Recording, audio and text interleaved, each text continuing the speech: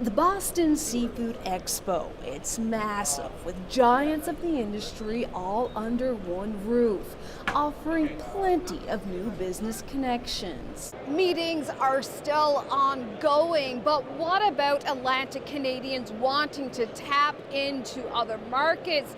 We've been told so far, so good. We try not to bring it up, but it's affecting it a lot because 55% of our product comes to the U.S.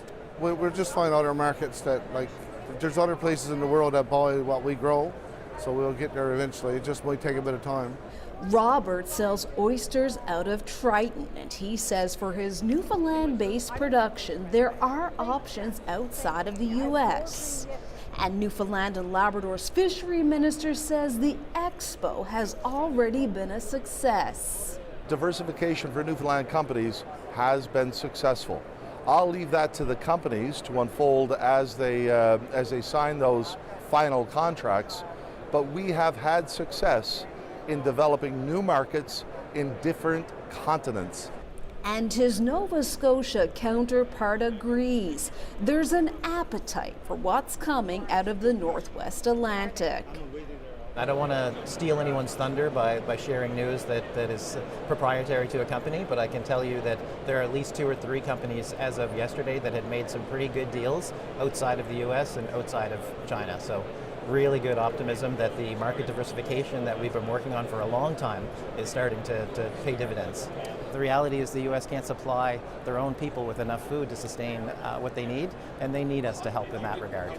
And producers from his province are also trying to build new relationships. We've been speaking with some of our partners in Mexico and in some other islands.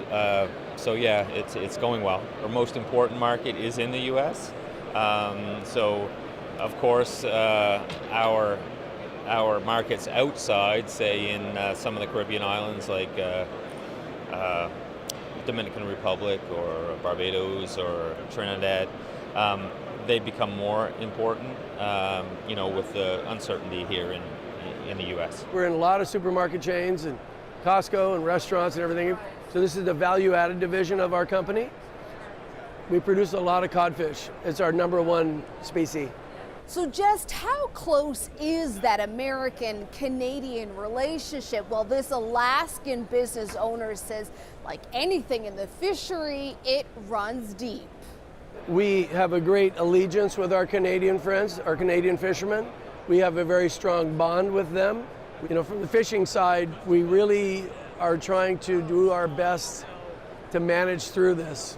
For industry stakeholders on both sides of the Canada-US border and beyond, talks continued on the last day of North America's biggest seafood expo.